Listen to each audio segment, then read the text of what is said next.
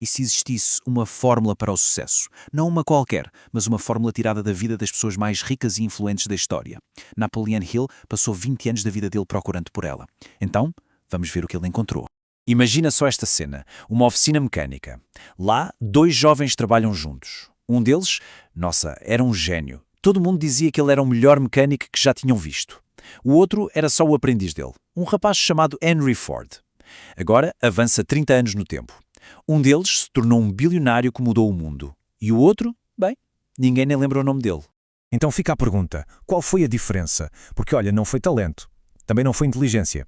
A grande diferença era um conjunto de regras, um tipo de código que um deles seguiu à risca e o outro simplesmente ignorou.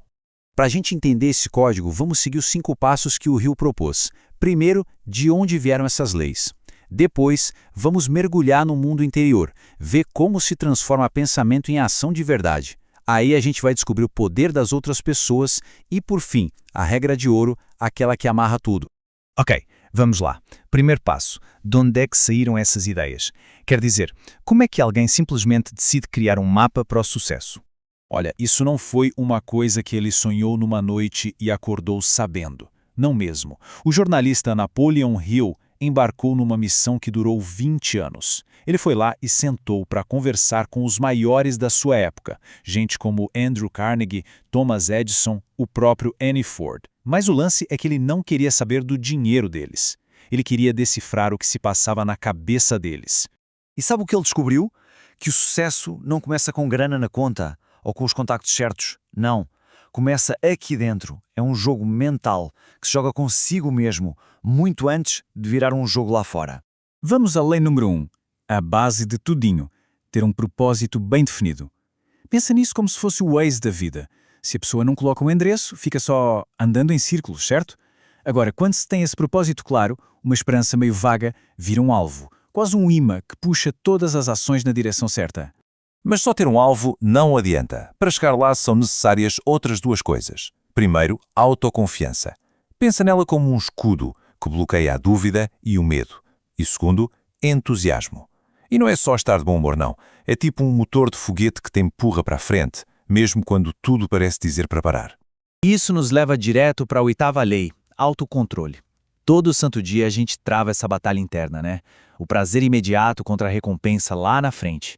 O cérebro grita pelo doce, pelo sofá, por aquela comprinha por impulso. Mas o autocontrole, esse é o superpoder de dizer não para o que se quer agora, para poder dizer um sim gigante para o que se quer de verdade mais tarde. Então, beleza. Ter uma mente forte é o primeiro passo. É crucial. Mas não serve para nada se ficar só no pensamento. É preciso agir. Então vamos ver agora como essa filosofia transforma uma ideia em algo real, palpável. O plano de ação do Hill funciona como um ciclo, saca? Começa com o hábito de poupar. E não é só dinheiro, é poupar recursos de todo tipo. Isso dá liberdade para poder agir. Essa liberdade, por sua vez, alimenta a iniciativa, o ato de começar. Só que agir sem clareza é queimar energia à toa, né? É aí que entra o pensamento preciso, focar só no que importa. E para fechar o ciclo, a concentração pega esse foco e, bum, transforma uma pequena faísca de esforço numa explosão de resultados. Vamos voltar um pouco no tempo. Pensa em como era fazer compras antigamente. A gente entregava uma lista para um funcionário e ficava lá, esperando. Era um processo lento, super ineficiente. Aí, um dia, alguém com a mente aberta olhou para aquela cena e pensou uma coisa totalmente diferente. Uma pergunta radical. E se, em vez da gente trazer a loja até ao cliente, a gente deixasse o cliente passear pela loja? Isso aí é a 6ª lei em ação, a imaginação. E olha, não é só sobre ter umas ideias soltas, é sobre a capacidade de enxergar um mundo que ainda não existe. O supermercado não foi só uma melhoriazinha, foi praticamente um universo paralelo que alguém primeiro construiu inteirinho dentro da própria cabeça. E agora uma verdade meio dura sobre qualquer jornada que a gente começa. A maioria das pessoas desiste. É sério. O caminho para qualquer objetivo grande está lotado de gente que parou na metade. Por isso que a persistência não é só mais uma lei na lista. Ela é, na verdade, uma vantagem quase desleal sobre todo mundo que joga a toalha cedo demais. Mas mesmo com a mentalidade certa e o melhor plano de ação do mundo, o Hill percebeu uma coisa. Ninguém vence sozinho. Simplesmente não dá. O sucesso não é um esporte individual, sabe? É totalmente um jogo de equipa. Pensa numa macieira carregada de fruta, só que os galhos são muito altos. Uma pessoa sozinha tenta, mas não alcança. Aí chega um amigo da mesma altura e também não consegue. Mas e se um ajudar o outro a subir? De repente, eles conseguem pegar quantas maçãs quiserem. E essa historinha simples ilustra a segunda lei, a mente mestra, ou o mastermind.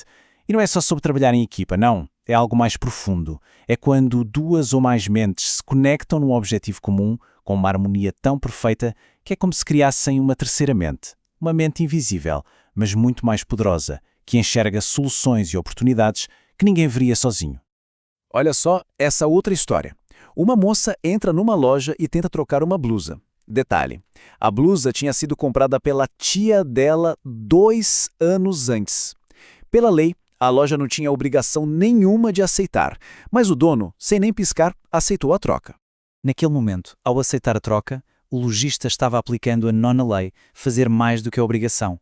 Pensa bem, ele não estava só trocando uma blusa, ele estava construindo uma reputação.